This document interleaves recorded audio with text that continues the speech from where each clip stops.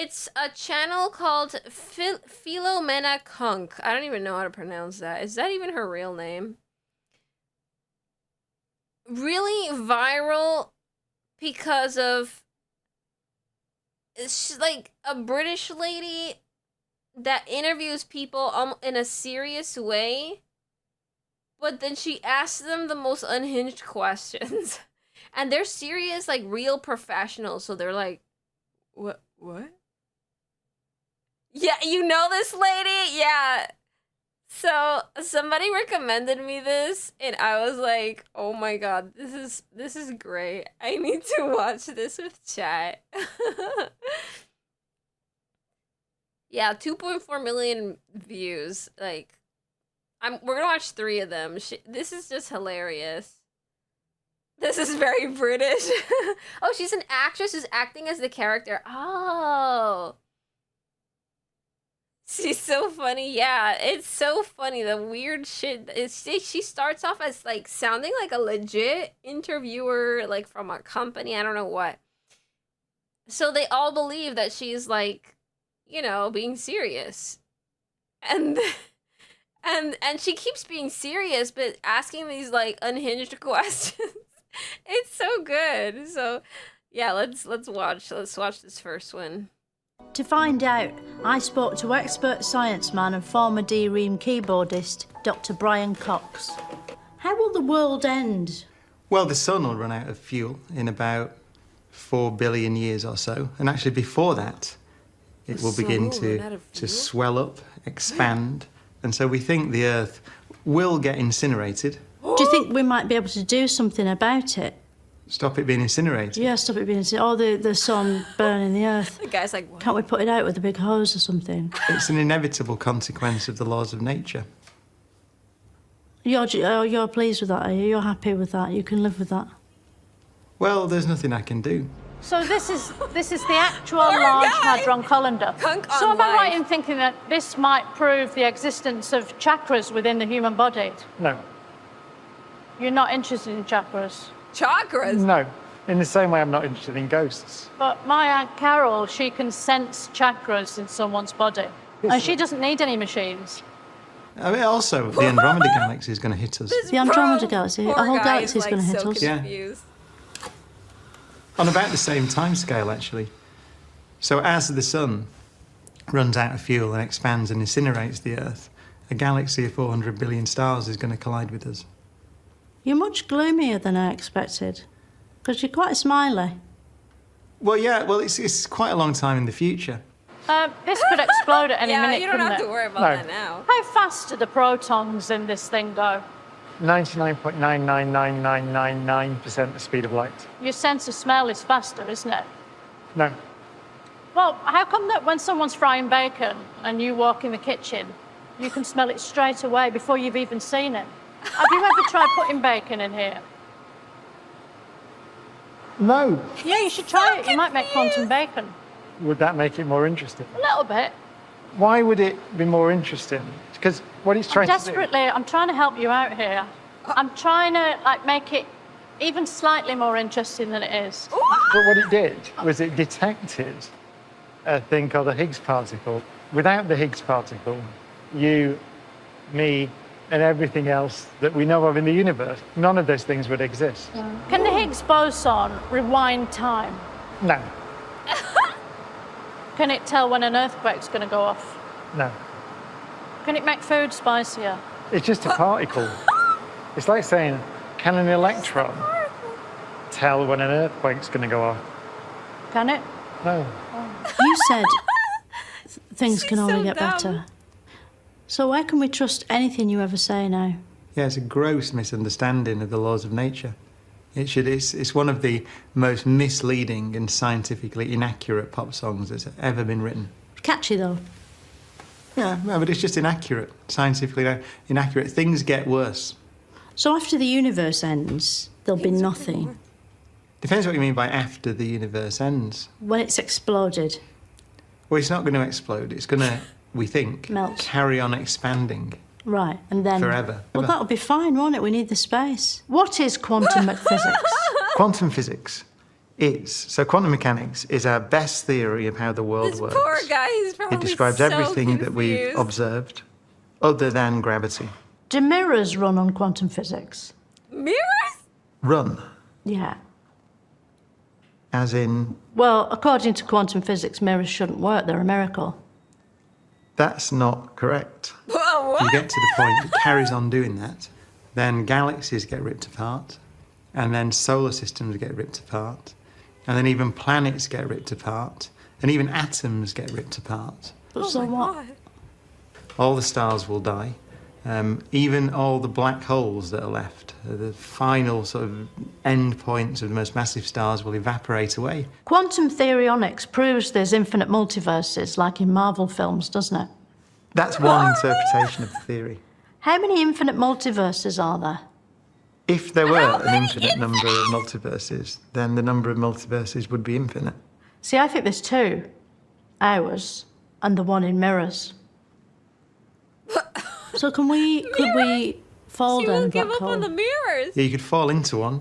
Is that the same? Because I heard that you could be, if, you know, this is one way that the world could end, is that we're all just sucked off through a hole.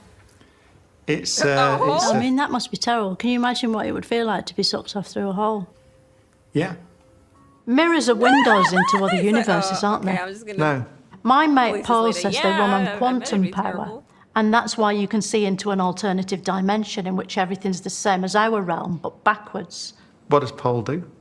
Well, he worked in a tennis ball factory where he had to catch the tennis balls, but he was fired from that. Now he's unemployed. What? He's unemployed? Sorry, am I wasting your time? Yeah. The awkward ending. Sorry, am I wasting your time? Yeah.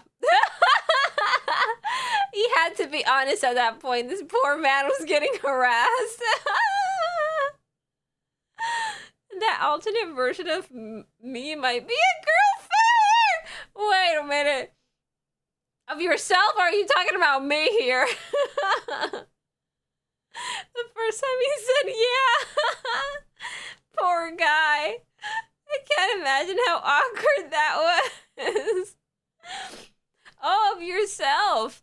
So you're not a girl failure right now? What if you are and you just don't realize it? Okay, she has another one. Cunk on food. I wonder what that's supposed to mean. Let me get it a little louder. Okay, here's the next one. Was there ever a plan to give out free crisps? I don't think they've ever given out or thought about giving out free crisps. Although I like free quite crisps. like crisps.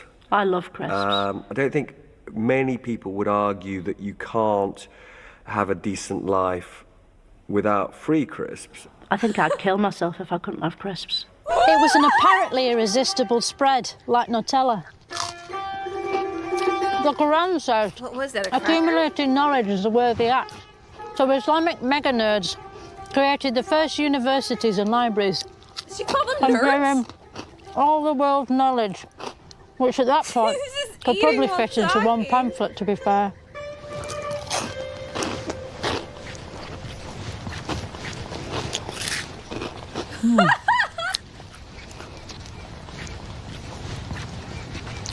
The ancient Egyptians thought that onions were medicine, but they're not. They literally didn't know they're onions. And that's where we get the phrase from. Of course, today, we now know that onions are not a medicine. Onions are disgusting. Tudor feasts were huge and often included roast goose or swan or peacock, basically a big bird roasted whole. That might sound traumatic, but in the days before television, they didn't know big birds have a person inside. To find out more about Tudor eating habits, I spoke to food expert Jay Rayner. So what sort of things She bumped did into it. Tudor people eat at Christmas? They had things like peacock, didn't they? What goes with peacock What kind of grave? There is evidence What that they kind of ate, gravy? so, you know, very exotic things, but only that would have been the very, very richest people. I suppose the best thing about them as well is that tail, and that's not going to taste of anything, is it? No, that's purely for display. Yeah. A Tudor Christmas, then, they'd have peacock, like you say. No, I think like you said. The royals had peacock. I don't know how much peacock was eaten in Tudor days, I'll be honest. How did that affect their bowels, you know, what comes out of their back holes? I don't know. I suppose if they were eating too much, it would have caused certain bowel issues. I suppose meat, lots of meats. Lots of meat can Compacted together compact, yes. and make sort of big hard stools. It would have been uncomfortable, I imagine, but I'm only guessing. But see, that would have been the first bit that I'd gone to if I was a food expert. The early farmers grew wheat and learned to bake bread. They also grew barley, peas and lentils, so they could have made a passable vegan burger to put inside the bread. But luckily, they didn't have to. Because they'd also invented this, the fence, a high-tech wooden machine for containing animals. Humans quickly enslaved sheep, chickens, goats, and their number one enemies, the cows. Farms became a lot like zoos, except, of course, in a zoo, you can't pick out an animal you like the look of and kill it and eat it, unless perhaps the zoo itself is struggling financially and the owner's lost all hope. The world's getting hotter, isn't it? But how can we stop ourselves from turning into steam? What do we do? Should we just start eating more salad and stuff like that? It's certainly true. We will have to adapt to a warmer climate. And we will probably have to eat different things. Because ice cream and stuff. Well, certainly as the world gets warmer, you know... Probably going to be an ice ban, though, isn't it? So we can't have ice lollies. I don't think so. It's not that bad. Next time on Moments of Wonder, I'll be asking, why do we cry when it's the onions that are getting hurt? If we give starving people a load of money, how do we know they're not just going to go out and blow it all on food? If you're dealing with something like famine, you're always dealing through an intermediary who will be making sure the right food reaches the right people. Ooh. Do you have to be careful about people that might have, like, peanut allergies? Because some people haven't tried nuts before, have they? That's a very interesting issue, whether or not peanut allergies are a sort of first world problem. Don't know, what an interesting thought. Thank you. It was a disagreement over money, basically. It's like the situation between me and my ex, Sean. When we used to get takeaway, or takeout, as you call it, sometimes, you know, he would always insist that we go halves. And yet he would want to buy things like onion bhajis, which he knows I hate, and they made his breath stink. So, but I had to pay for half of that. That doesn't seem fair to me. Does it to you? Put that way, no. No, and that's from a professor, Sean. What? How did Sir Walter Raleigh invent the potato? Well, he didn't invent the potato in that I don't think anyone actually has ever invented a root vegetable. Because they're obviously being cultivated and used by people living in the Americas when he arrived there. When Sir Walter Raleigh first saw potatoes, was he scared of them? I think that when Sir Walter Raleigh first saw potatoes, not that we've any documented records on the moment when he first beheld a potato or a field of potatoes, but I don't think he was scared of them. This is a buccaneering character, and I think that he probably was able to take on and manage his emotions whilst engaging with potatoes at first sight. We still celebrate potatoes to this day by buying and eating them. It's amazing to think that Queen Elizabeth was the first British monarch to be impressed by a baked potato, and the last. Is that a potato? Is she just eating it raw? What was the Soviet onion? Don't you have to cook I think that? you're labouring under a misapprehension, and you probably mean the Soviet Union. No, it's onion. I saw it on a bit of paper earlier. Well, that's probably been misspelt, or you can't read very well. But I think that you mean, in historical terms, the Soviet Union or the Union of Soviet Socialist Republics. I don't want to be rude, but I think you're mansplaining a bit. Can we stick to the topic of the Soviet onion, please? OK. What exactly was it? If you don't know, it's OK to say. You know, I won't judge you. Well, if you want to talk about sort of Russian Soviet vegetables we can. I mean, it was a deeply agrarian country, and so there were lots of onions, lots of potatoes, lots of other things. Did they have turnips? I think so. Cheap, easy to grow, hardy, great in a stew. So how come you know so much about vegetables? Have you got an allotment? Why can't we get medicine crisps? You know, because no one likes needles and everyone likes crisps. Well, there's a thing called the risk-benefit ratio. So whenever we do anything to a patient, we have to weigh up the harm we're doing as opposed to the good we're doing. And there's always a downside. And if we had medicine crisps, I think the amount of carbohydrate and fats and salt we'd be taking in with the crisps would outweigh the good that's done by the medicine. So I think that's a very good idea, actually. Right. And like, if you had like Monster Munch, that wouldn't work as well as... What the hell is Monster Munch? Medicines. Sorry, Monster Munch. Could you explain that to me? It's like a puffy crisp. They're lovely. You can get like pickled onion and beef. Right. Again, I'd have to weigh up the risk-benefit ratio of, what did you call the monster? Monster Munch. She sounds like a little kid asking really mixed with the stupid medicine. questions. The bad it would do versus the good. Right. Hello, I'm Philomena Cunk, and this is my new range of pasta Cunk sauces. sauce?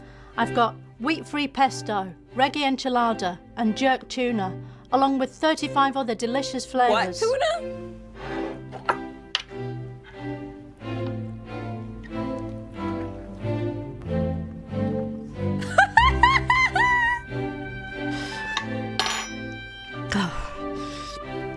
Oh yeah, I've got a book out as well. Conk on everything. Out November the 1st. Buy the pasta sauces though, because I'm really proud of those. What was Renaissance? Was that a sort of 16th century ketchup? Renaissance comes from the French. It's Renaissance, naissance. Naissance is birth, so it was seen as a rebirth. So it's not a condiment at all? No, not as far as I know. Okay. What sauces did they use back then? So this is an area of culinary history I'm not very familiar with, the history of sauces. Oh, so you're not the sauce person? I'm not predominantly a sauce person. We're going to have to rethink this whole interview. Why do I have to actually come and film this? Couldn't a computer just show it on the telly in the simulation? Or is that sauce. where I am? You know, do I exist at all? Why is this happening? Why isn't it just me eating a chocolate eclair in a loop, like in a GIF? I'd swap for that. Could you talk me through what makes a perfect Christmas dinner? Once you've got the right people around the table, you need a light starter. If you give people too much to, which is Not really prawn cocktails. well, I don't know. If a good prawn cocktail's a lovely thing. I don't like prawns. Do you know? No, they're bottom feeders. Okay, I tend to do platters of charcuterie, salami and ham and maybe some pickles and things for people to pick at. Yeah. You wouldn't have that? No? Okay. And then you come to the main event. So maybe a 3-bird roast or a roast goose, bread sauce gravy. I don't understand bread sauce. It's a great way of making a really savoury sauce. Bread and sauce are two completely different things, aren't they? Well, they are, but you can grind the bread down and then cook it in milk to make a really good sauce. It just sauce looks out of like bread? sort of... I need to try that. Cheers. Bro wants to laugh. That guy was like about to smile. He was about to laugh. Oh my god.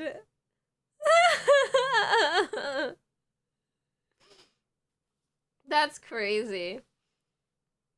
Okay, the last one of hers that I've got here. Oh, wait, I just noticed I'm a little laggy. Let me reload my model real quick. Beep boop, beep boop, beep boop, beep boop. Hi. There I am. Welcome in. Wait, it's so tiny for me. Let me read it over here. Conquistador. Sounds like a conquistador a little bit. Welcome in. Welcome in.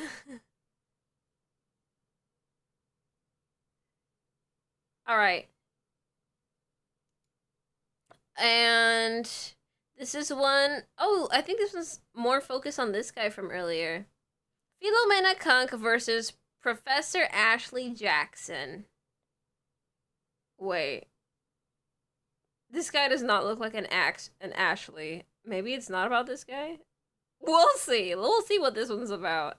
I can make it a little bit louder.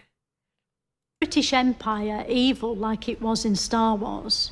I think the important point here is that, yes, many people would have seen the British Empire as being... Ashley! How is his name Ashley? Is Ashley not purely a female name? It can be a guy's name too! I've never seen it as a guy's name. I learned something new today. Whoa. Okay, I learned something new today. I've never met a male Ashley before. Interesting. Wow. Okay. Let's continue. An evil empire, whilst at the same time many people, unsurprisingly most of them British, would have seen it as something that was a beacon of light. So I think that here lies one of the key debates in British imperial history was it good or was it bad? Who was the Darth Vader of the Empire? Was it Queen Victoria? You probably wouldn't have had anyone quite as powerful as Darth Vader, as, if you like, a supreme leader. What about Luke Skywalker? I think many people would have liked to have undertaken a Skywalker-like role as a saviour, but there probably weren't too many of those around. Chewbacca? No, I think that's stretching it. What was the Soviet Onion? Well, I think you're labouring under a misapprehension, and you probably mean the Soviet Union. No, it's onion. I saw it on a bit of paper earlier. Well, that's probably been misspelt, or you can't read very well. But I think that you mean, in historical terms, the Soviet Union or the Union of Soviet Socialist Republics. I don't want to be rude, but I think you're mansplaining a bit. Can we stick to the topic of the Soviet Onion, please? OK. What exactly was it? If you don't know, it's OK to say. You know, I won't judge you. Well, if you want to talk about sort of Russian Soviet vegetables, we can. I mean, it was a deeply agrarian country. And so there were lots of onions, lots of potatoes, lots of other things. Did they have turnips? Think so. Cheap, easy to grow, hardy, great in a stew. So how come you know so much about vegetables? Have you got an allotment? How did Sir Walter Raleigh invent the potato? Well, he didn't invent the potato in that I don't think anyone actually has ever invented a root vegetable, because they're obviously being cultivated and used by people living in the Americas when he arrived there. When Sir Walter Raleigh first saw potatoes, was he scared of them? I think that when Sir Walter Raleigh first saw potatoes, not that we've any documented records on the moment when he first beheld a potato or a field of potatoes, but I don't think he was scared of them. This is a buccaneering character, and I think that he probably was able to take on and manage his emotions whilst engaging with potatoes at first sight. What was Lord Nelson all about? Why did his parents call him Horatio? I think they probably intended it to be pronounced Horatio.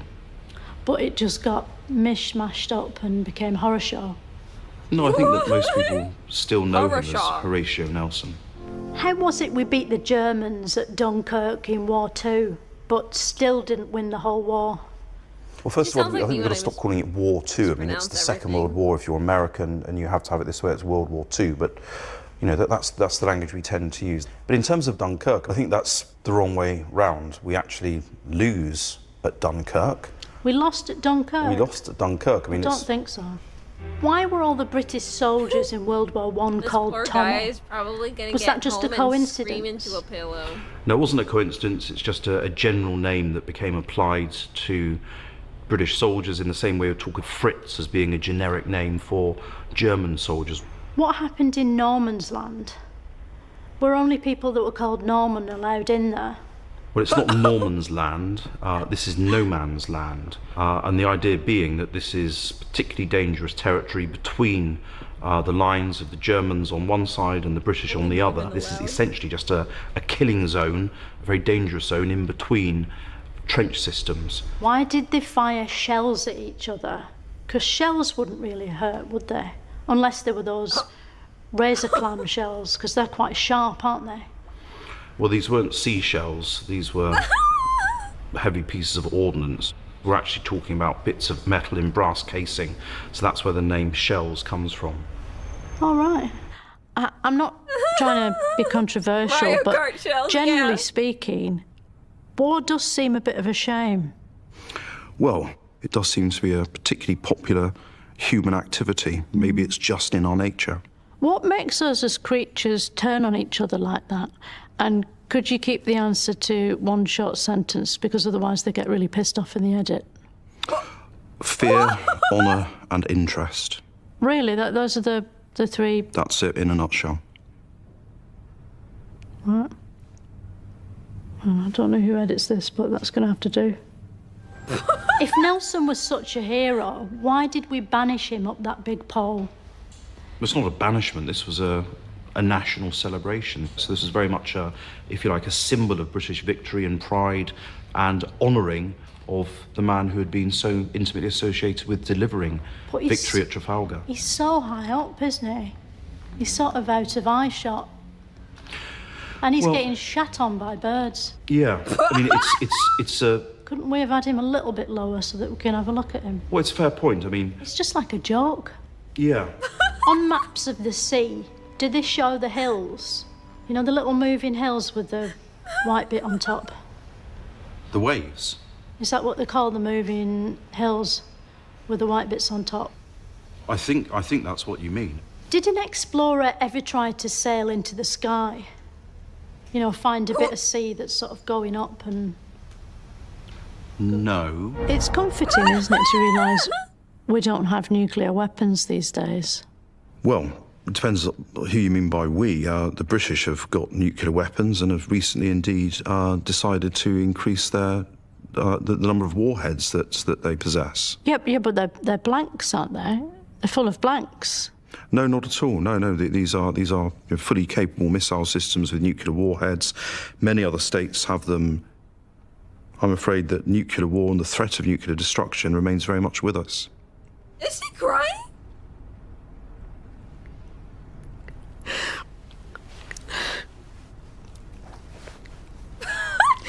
All right, can we talk about something a bit more cheerful? Anything you like. Do you like ABBA? I love ABBA. Yeah? What Yeah. the hell is ABBA? What's your favourite ABBA song? Oh! Dancing Queen. Dancing Queen, yeah. Yeah, it's great, isn't it? Happening? Why did Nelson always have one hand up his jumper? What was he doing up there? He'd lost most of his right arm, so it wasn't really trying to conceal his hand. He was actually missing an arm. Oh, God. How do we know that that's true, though? Because, you know, Rod Hull, he used to have his arm round an emu, didn't he? It might have just been that. He didn't have it blown off at all. He was just trying to make his story more interesting. Well, I don't see why he bothered to do that. I mean, he's already a heroic figure, so I don't think he needed to sort of feign, you know, serious injury to if you like, deepen his growing legend. So I think we can probably say that, unlike some things, this is true. Yeah, and the eye was true. The eye was true as well, yes. He wore a patch. So he was like a pirate, but like a boring one. How does she come up with the craziest questions to ask this guy? She's so good. She's so good at being so unhinged. I love it. I love this. She's so crazy.